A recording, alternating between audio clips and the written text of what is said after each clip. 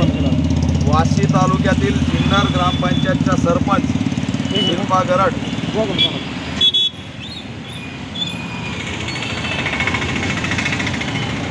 काय मागणी आहे? कशासाठी आंदोलन केलं? वाशी तालुक्यातील जुन्नर ग्रामपंचायतच्या सरपंच शिल्पा गरड यांच्या कुटुंबावरती जातीयतेतून हल्ला झालेला आहे।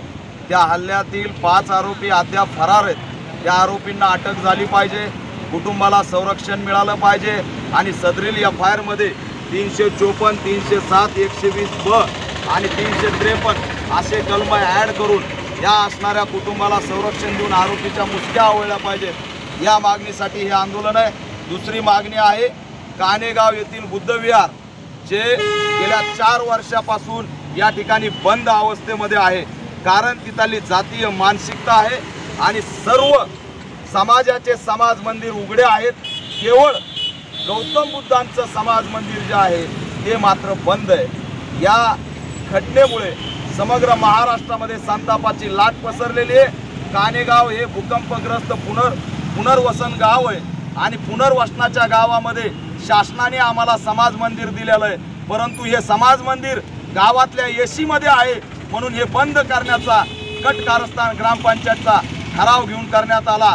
दंगल करण्यात आली, समाज बांधवांना धमकवण्यात आलं आणि त्या गावात जाणाऱ्या कार्यकर्त्यावरती सुद्धा गुन्हे दाखल करण्यात आले।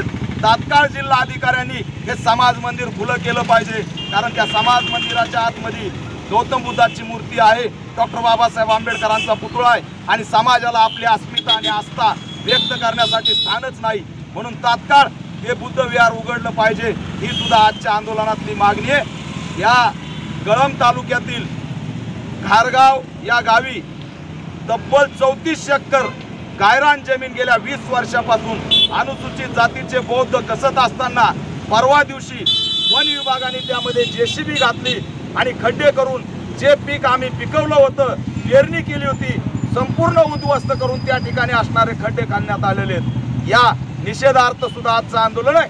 तात्काळ ही गायरान जमीन बौद्धांच्या ताब्यात दिली पाहिजे आणि उभा असलेले JCB सुद्धा तात्काळ परत पाठवले पाहिजे।